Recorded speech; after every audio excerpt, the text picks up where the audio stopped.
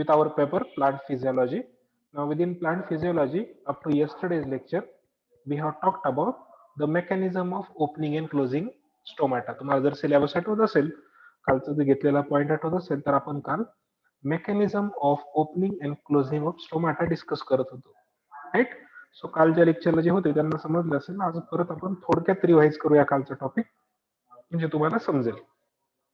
Okay, चला एक 15 मिनिटांमध्ये मी हा सगळा टॉपिक रिवाइज करतो आणि मग आपण यातलाच पुढचा पॉइंट आज घेणार आहोत. ठीक आहे, सेम मेकॅनिझम मधला. मी कालही तुम्हाला सांगितलं होतं that this point is very much important from the exam point of view.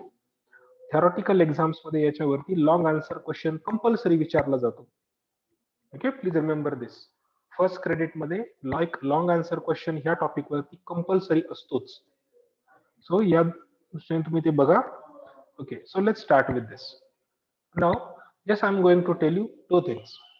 Mechanism of opening and closing stomata जे आहे, तर स्टोमाटा हे डे टाइमला ओपन असतात आणि नाईट टाइमला क्लोज असतात युजली. म्हणजे आपण जर रेग्युलर सगळे युजल प्लांट जर बघितले, इन दॅट केस तुम्ही बघाल की डे टाइमला स्टोमाटा ओपन असतात आणि नाईट टाइमला स्टोमाटा क्लोज असतात. आता स्टोमाटा ओपन आणि क्लोज होण्याची जी प्रोसेस आहे त्याच्यामध्ये काही इम्पॉर्टंट गोष्टी आहेत. पहिली गोष्ट आहे लाईट, दुसरा आहे ग्लुकोज, म्हणजे लाईट, आणि दुसरा आहे थोडक्यात ऑस्मोसिस, सिम्पली. सो दोन गोष्टी इम्पॉर्टंट रोल प्ले करतात. पहिली काय आहे लाईट आणि दुसरा आहे ऑस्मोसिस. ठीक आहे, तर आपण आता समजून घेऊया कसं. कालचंच एक्सप्लेनेशन मी परत करतोय, काही विसरले असतील, काही कन्फ्युज असतील, तर आज तुम्हाला थोडंसं क्लिअर व्हावं. ठीक आहे, तर बघा इथे in mechanism of opening and closing of stomata during day time. आता आपण कुठली प्रोसेस घेणार आहे इथे, what happens during day time. बघा, 2-3 गोष्टी याच्यामध्ये आपल्याला लिंक करायच्या. सगळ्यात पहिलं, डे टाइमला इन प्रेझेन्स ऑफ लाईट काय होतो, photosynthesis. बरोबर. So what is the product of photosynthesis? Photosynthesis results in the formation of starch, okay, in the guard cells. Now look, मी तुम्हाला guard cell चे डायग्राम ड्रॉ करून दिलं होतं स्टोमाटाची. त्याच्यामध्ये तुम्ही बघितलं असेल that each stomata consists of 2 kidney shaped guard cells. Now these 2 kidney shaped guard cells consist of many chloroplast along with the starch granules. त्याच्यामध्ये खूप सारे क्लोरोप्लास्ट असतो, सायटोप्लाझम असतो, and therefore they will undergo photosynthesis during light and the starch is formed. आता हे तयार झालेलं starch जे आहे ते गार्ड सेल मध्ये स्टोअर केलं जातं. Remember this starch is stored in the plastids of guard cells. Fine. So if it is stored in the plastids of guard cell, then but still you should remember that starch is insoluble.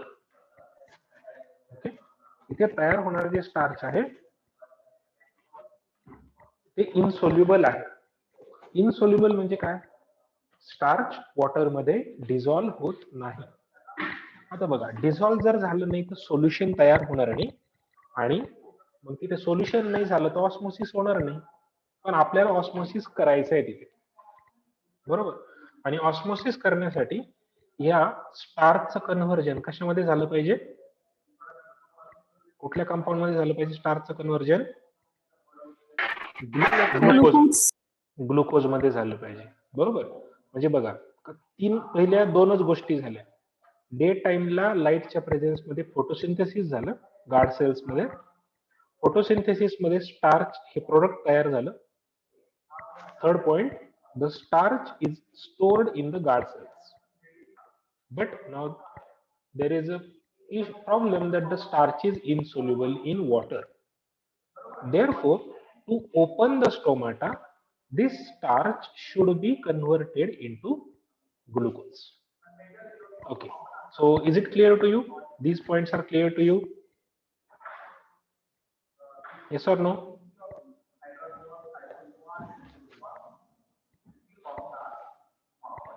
Yes sir.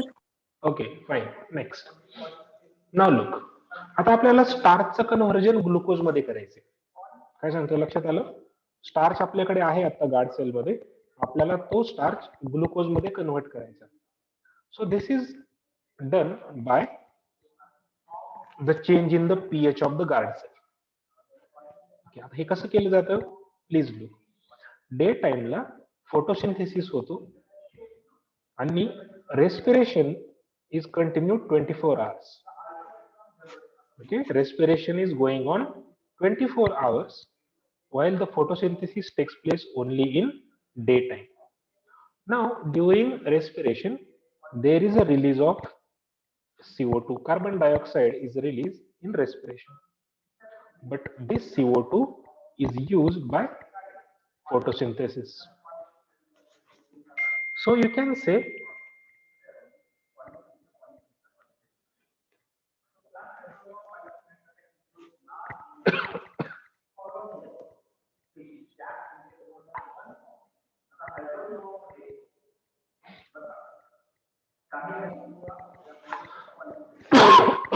sorry. Now please look. Respiration आणि photosynthesis या दोन्ही process एकमेकाला इथे complementary काम करतात. बघा आता complementary कसं होतं, that respiration releases CO2 and this CO2 is used by the process of photosynthesis. Therefore, the amount of CO2 in guard cell is maintained at the low level. म्हणजे CO2 चं जे concentration आहे guard cells मधलं ते अतिशय low लेवलला ठेवलं जातं. म्हणजे जेवढा रेस्पिरेशन मध्ये एक्स्ट्रा CO2 तयार होईल तो सगळा फोटोसिंथेसिससाठी यूज होणार आणि मग CO2 चं कॉन्सन्ट्रेशन हे गार्ड सेल्स मध्ये लो होतं. Now, if the CO2 concentration is low, then the pH of the guard cell is around 7.0. म्हणजे it is either neutral or slightly alkaline, म्हणजे 7.1, 7.2 like this. म्हणजे around 7 pH of the guard cell is set. Now, at this pH, there is a conversion of starch into glucose by the enzyme phosphorylase. बघा, म्हणजे आपलं जे target होतं की जो insoluble starch आहे तो आपल्याला ग्लुकोज मध्ये कन्वर्ट करायचा आहे, तर ते आपलं इथं अचीव झालं. कसं झालं, इनिशियली CO2 चं कॉन्सन्ट्रेशन हे कमी केलं गेलं सेल्स मधलं by using the CO2 of respiration. Next, as the CO2 concentration decreases, pH of the guard cell is set to 7.0. And at this pH, you will find that this starch is converted into glucose. And for this conversion, the enzyme that helps is known as phosphorylase. So using this enzyme, starch is converted into glucose. So is it clear to you now what is happening?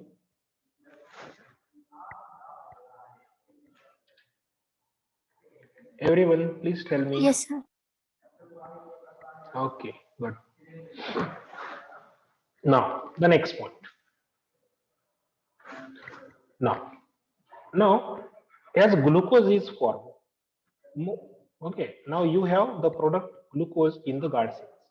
Now this glucose, you know that it's soluble in water.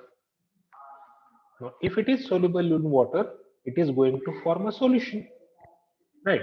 So you can find some, if this is a guard cell and this is surrounded by a subsidiary cell. Okay. Now here, if there is a formation of glucose in the guard cell, then of course the cell will become concentrated. Please remember, cell becomes what? Cell becomes sorry, concentrated. Okay. Now if it is, the solution is hypertonic, then the osmotic pressure, OP stands for osmotic pressure, of the guard cell increases. Now if OP increases, then there is an endoosmosis in guard cells. Endoosmosis in guard cells means the water from subsidiary cells enters into the guard cells. ही cell कुठली आहे इकडची, subsidiary cell, आणि ही आहे guard cell. So water from subsidiary cells moves into guard cell. म्हणजे guard सेलच्या reference मध्ये कुठला ऑस्मोसिस झाला? Endosmosis. त्याच्यामध्ये पाणी भरलं गेलं गार्ड सेल्स मध्ये, and therefore the guard cells become turgid. ठीक आहे, गार्ड सेल्स यामुळे टर्जिड होतात. सो प्लीज टेल मी, हे समजलं तुम्हाला काय सांगतोय? हो sir. Okay, now the next point. आता बघा, guard cells if they are turgid, दोन गार्ड सेल जर टर्जिड असतील म्हणजे यांच्यामध्ये if there is a full of water, then due to turgidity a turgor pressure is exerted. Here you will find ज्या guard सेल्सच्या wall असतात त्या walls वरती टर्जर प्रेशर एक्झर्ट होतो. आता तो एक्झर्ट होताना फक्त आउटर वॉल वरतीच एक्झर्ट होतो, इनर वॉल वरती तो एक्झर्ट होत नाही. का नाही होत? Because it is been explain that outer wall is thin and elastic while the inner wall is thick and non-elastic. आणि या कारणामुळे तो प्रेशर इनर वॉलवर अजिबात पडत नाही, तो फक्त कशावरती पडतो? आउटर वॉलवरती पडतो. आणि मग due to this these two guard cells are pulled apart. म्हणजे प्रत्येक गार्ड सेल त्याच्या साईडला, त्याच्या रिस्पेक्टिव्ह साईडला ही पुल केली जाते, ओढली जाते थोडक्यात. म्हणजे this will be pulled towards the left and this will be pulled towards right side. Okay, आणि ह्या दोन गार्ड सेल जर सेपरेटली एकमेकांपासून पुल केले गेल्या तर ह्या पुलिंगमुळे there is a formation of a opening in between two guard cell that is known as stoma. म्हणजे आधी जो इथला स्टोमा जो क्लोज होता तो या गार्ड सेल दोन बाजूला ओढल्या गेल्यामुळे काय होतं? मग ओपन होतो, and there is a formation of opening in the leaf that is known as stoma. म्हणजे ड्युरिंग डे टाइम मग स्टोमाटा ओपन होतात. ओके, हे कळलं का तुम्हाला सर्वांना? Yes or no? Yes sir.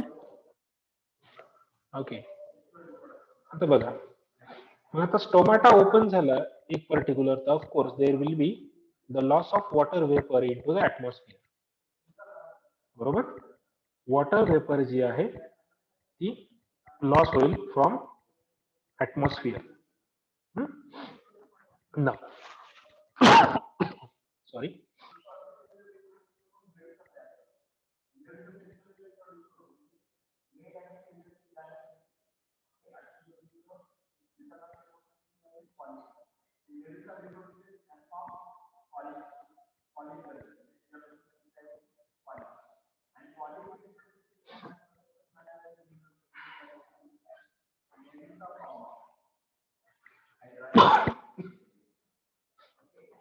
sorry for the interruption.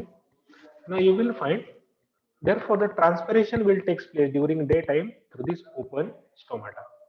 म्हणजे आता स्टोमाटा ओपन आहे, त्याच्यामधून ट्रान्सपिरेशन होईल आणि water will be lost in the atmosphere. So this is all about the events in day time, and now the stomata is open. Okay.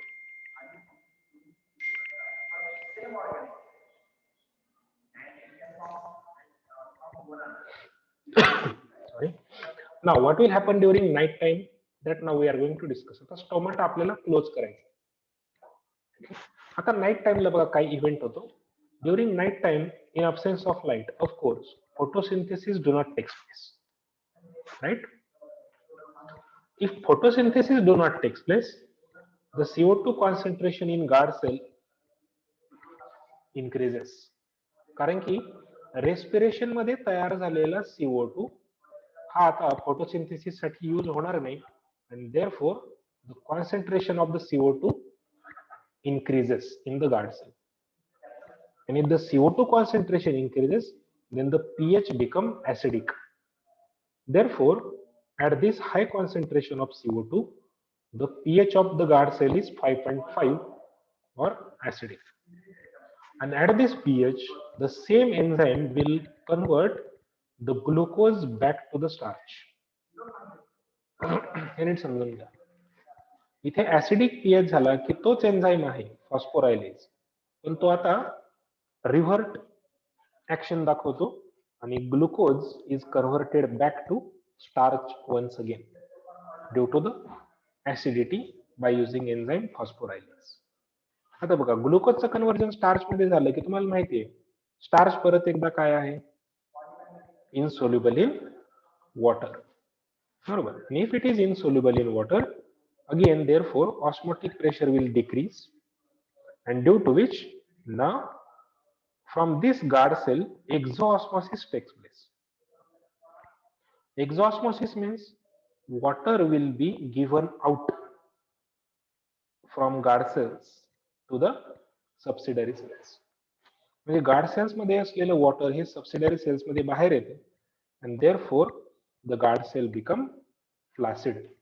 आता बघा, guard sale फ्लासिड झालं की त्याच्यावरती पडलेला जो टर्जर प्रेशर होता बाहेरच्या वॉल्स वरती किंवा आउटर वॉल वरती तो रिलीज होणार. राईट. इनिशियल कंडिशन काय दाखवली होती आपण, अशी दाखवली होती बघा इथे. असा स्टोमाटा दाखवला आपण आणि काय सांगितलं, याच्यावरती इथं टर्गर प्रेशर पडतो आणि त्यामुळे हे दोन्ही बाजूला बाहेरच्या बाजूला स्ट्रेच होतं. पण आता हा प्रेशर जर इथनं रिलीज झाला तर ह्या सेल परत एकदा रिलॅक्स होतील and therefore the stomata become closed.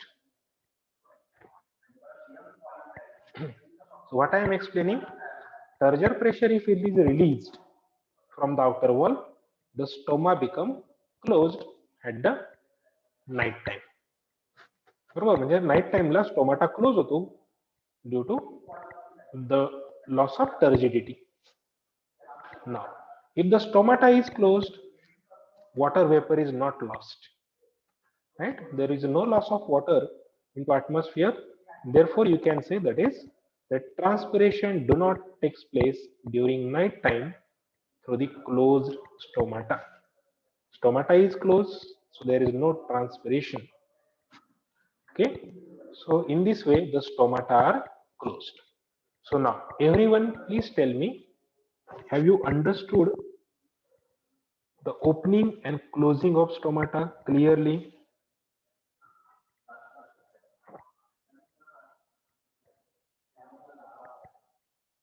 Yes, sir. It was just a revision of yesterday's lecture. काल ज्यांनी ज्यांनी लेक्चर अटेंड केले त्यांना हे समजेल का हे फक्त कालच्या लेक्चरचं रिव्हिजन आहे. Okay, fine. Sorry. Now if you understood this, मग आता याच्यावरती ना म्हणजे हा झाला general theory, mechanism of opening and closing of stomata. Okay. पण मग आता याच्यावरती पुढे काही वेगळ्या सायंटिस्टने ओपनिंग आणि क्लोजिंग साठी काही वेगवेगळ्या थेरीज प्रपोज केल्या. ठीक आहे. त्यापैकी एक दोन फेमस थेरी आहेत ज्या तुमच्या सिलेबस मध्ये इन्क्लूड आहेत. एक आहे स्टीवर्ड हायपोथेसिस आणि दुसरा आहे ऍक्टिव्ह के पंप हायपोथेसिस. ओके, के प्लस म्हणजे पोटॅशियम. सो दोन थेरीज आपल्याला वेगळे घ्यायच्या. आता आपण जे स्टीवर्ड हायपोथेसिस घेणार आहे पुढचा कन्सेप्ट, त्याच्यामध्ये आता तुम्ही जे घेतलं ना हे असंच राहते, याच्यामध्ये काही फरक पडत नाही. फक्त स्टीवर्डने काय केलं, जे सुरुवातीचं मेकॅनिझम आहे स्टार्च टू ग्लुकोज ते जरा डिटेलमध्ये एक्सप्लेन केलं आणि मग त्यामुळे आपल्याला ते स्टडी करणं आहे. ठीक आहे. सो आता मेकॅनिझम ऑफ ओपनिंग आणि क्लोजिंग ऑफ स्टोमाटा मध्ये हे जनरल एक्सप्लेनेशन झालं. आता आपण पुढचा पॉइंट घेतोय आजच्या लेक्चर मध्ये, तो आहे स्टीवर्ड्स हायपोथेसिस. सो मला सांगा आता हे डायग्राम दिसते का सर्वांना व्यवस्थित? हो सर. Okay, good.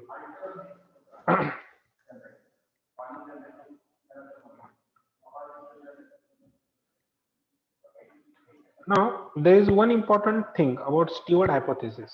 हे सगळे लक्षात ठेवायचं काय सांगतो. स्टीवर्ड हायपोथेसिस हा काही कुठला असा वेगळा हायपोथेसिस नाही. आपण जे mechanism of opening and closing of stomata जे शिकलोय ना, तोच हा पॉइंट आहे.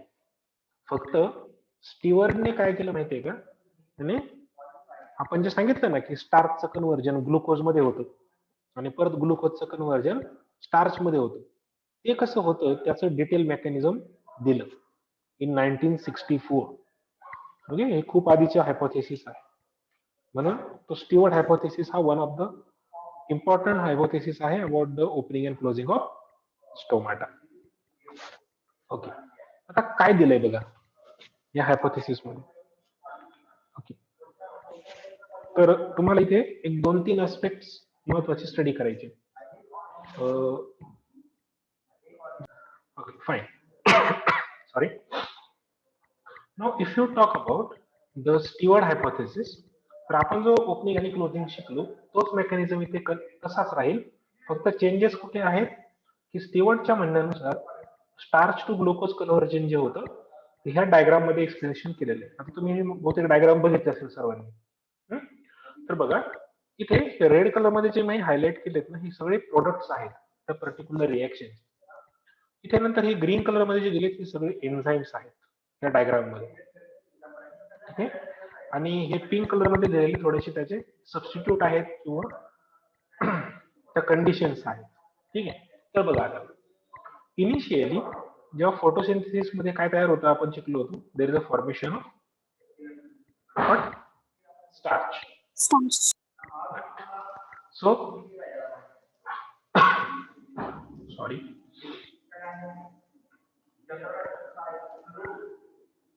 So, the starch is formed in photosynthesis.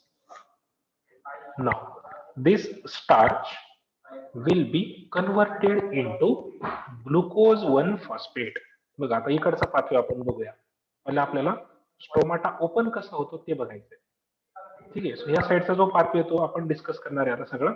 बघा, initially this starch is converted into glucose one phosphate. हा पाथवे बघा इथला. ठीक आहे, आता स्टार्चचं कन्व्हर्जन ग्लुकोज 1-फॉस्फेट मध्ये होतं. एन्झाईम कुठला आहे यासाठी यूज केला गेला ना, एच राहिला, sorry, it's what, phosphorylase. So the enzyme is phosphorylase and it takes place at the pH 7. म्हणजे आपण जे डायरेक्ट सांगितलं होतं ना की स्टार्चचं कन्व्हर्जन ग्लुकोज मध्ये होतं, तेच कन्व्हर्जन आपल्याला इथे घ्यायचंय. एंड प्रोडक्ट बघा इथं ग्लुकोज दिलेलं आहे, पण मध्ये काही इंटरमिजिएट स्टेप्स आहेत. म्हणजे डायरेक्टली स्टार्च उचलून तो डायरेक्टली ग्लुकोज मध्ये कन्वर्ट नाही होत. त्यासाठी काही स्टेप्स मधून ही प्रोसेस जाते. सो हे आपल्याला सगळे स्टेप्स डिस्कस करायचे. सो आता नीट बघा सर्वांनी, पहिली स्टेप काय आहे या कन्व्हर्जन मधली, there is the phosphorylation of the starch. म्हणजे स्टार्चचं खरं तर इथं ब्रेकडाऊन. स्टार्च कशापासून बनलेला असतो? Starch is made up of glucose. So starch first is broken down into glucose and then that glucose undergo phosphorylation. Phosphorylation म्हणजे काय? ग्लुकोज वरती एक इनऑर्गॅनिक फॉस्फेट ऍड केलं जातं. त्यासाठी जो एन्झाईम काम करतो तो कुठला आहे? फॉस्फोरायलेज. हे सगळं कोणत्या पीएच ला होत आहे? It is taking place at the pH 7. Okay, please look. Sorry. Now glucose 1-phosphate is formed, but now this glucose 1-phosphate is further converted into the next compound, glucose 6-phosphate. Compound same राहिला, फक्त ते inorganic phosphate ची reaction बदलली. म्हणजे it's a kind of rearrangement type of reaction, or it's a isomerization by the enzyme known as phosphoglucomutase. इथे enzyme कुठला काम करतो? फॉस्फोग्लुकोम्युटेज. ओके, आता बघा पुढचे काय दिलंय. नाउ दिस ग्लुकोज 6-फॉस्फेट, आपल्याला फक्त काय पाहिजे? प्युअर ग्लुकोज पाहिजे. प्युअर ग्लुकोज साठी हा 6 पोझिशनला जो फॉस्फेट ग्रुप आहे तो आपल्याला काढून टाकायचा. म्हणजे ही जी रिॲक्शन होईल आता फॉस्फेट ग्रुप काढून टाकण्याची, त्याला म्हटलं जातं डिफॉस्फोरायलेशन. समजून घ्या, हे ग्लुकोज वरचा फॉस्फेट ग्रुप आपल्याला रिमूव्ह करायचा आहे. So this reaction is known as dephosphorylation. आणि डिफॉस्फोरायलेशन साठी जे एन्झाईम वर्क करतात त्यांना म्हटलं जातं फॉस्फेटेज. 2 एन्झाईम आहेत बघा आपल्या बायोलॉजीमध्ये, फॉस्फेटेज आणि कायनेज. फॉस्फेट काढून टाकायचं असेल तर फॉस्फेटेज लागतो, आणि फॉस्फेट जर ऍड करायचं असेल तर कायनेजला. ओके, मग आता बघा इथे हा ग्लुकोज 6 फॉस्फेट मधला आपण एक इनऑर्गॅनिक फॉस्फेट रिमूव्ह केला. इथे दाखवलंय बघा तो. This inorganic phosphate is been removed out and there is a formation of only pure glucose. Okay. म्हणजे आपण सुरुवात कुठनं केली? We have started with starch and then we have ended up with glucose. So this is the reaction of conversion of starch into glucose in the guard cells. So please tell me, have you understood this? ह्याच्या mechanism मध्ये ह्याच्या mechanism मध्ये आपल्याला पडायचं नाही. ठीक आहे, आपल्याला फक्त काय लक्षात ठेवायचंय बघा, इनिशियली स्टार्चचं कन्व्हर्जन कशामध्ये करायचंय आपल्याला? फायनली ग्लुकोज मध्ये, बरोबर. So the starch needs to be converted into glucose. So in presence of inorganic phosphate the starch undergoes breakdown. बघा इथं स्टार्चचं ब्रेकडाऊन होतं त्यांच्या मोनोमर्स मध्ये. मोनोमर काय असतो? ग्लुकोज. पण it's not a pure glucose. It is actually glucose 1 phosphate. म्हणजे थोडक्यात ग्लुकोजच्या फर्स्ट कार्बन ऍटम वरती फॉस्फेट ग्रुप अटॅच असतो. ठीक आहे. And this reaction is carried out by the enzyme phosphorylase. And this is taking place at the pH 7. Okay. Now please look. If it is 1 phosphate, this 1 phosphate undergo isomerization to form glucose 6 phosphate. Okay. And this reaction is catalyzed by phosphoglucomutase. Now आपल्याला pure glucose पाहिजे. Therefore, this phosphate should be removed. हा phosphate काढून टाकायचे. And therefore, the enzyme is phosphatase. It removes this inorganic phosphate from glucose, and then you will obtain only the pure glucose. आता हे तुम्हाला माहिती आहे, glucose तयार झाला की काय होईल पुढे? काय होईल?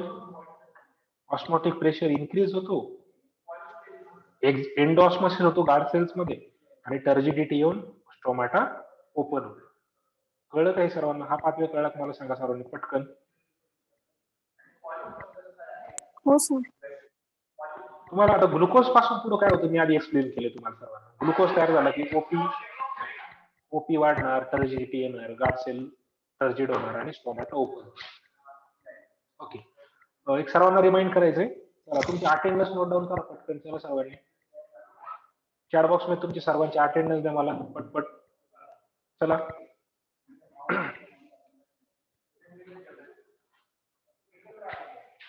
आता बघा पुढचा पॉइंट काय सांगतो नीट समजून घ्या. आता नाईट टाइमला काय होईल? नाईट टाइमला काय बघितलं होतं आपण? या ग्लुकोजचं कन्व्हर्जन परत एकदा कशामध्ये होतं? रिटर्न बॅक टू स्टार्च, बरोबर. म्हणजे स्टोमॅटा जर क्लोज करायचं असेल तर ग्लुकोजचं कन्व्हर्जन परत एकदा स्टार्च मध्ये होतं, रिटर्न. तर ही प्रोसेस सोपी आहे बघा. आता हा ग्लुकोज जो आहे हा परत एकदा फॉस्फोरायलेट होतो. This pure glucose undergo phosphorylation by using hexokinase. म्हणजे बघा ही रिएक्शन कशी दाखवली बघा. या ग्लुकोजचं परत एकदा कन्व्हर्जन होतं ग्लुकोज 1 फॉस्फेट मध्ये. ग्लुकोजचं कन्व्हर्जन परत कशामध्ये झालं? ग्लुकोज 1 फॉस्फेट मध्ये. कसं होईल हे ग्लुकोज 1 फॉस्फेट मध्ये conversion? by using the phosphate group donated by ATP. ठीक आहे, एटीपी ने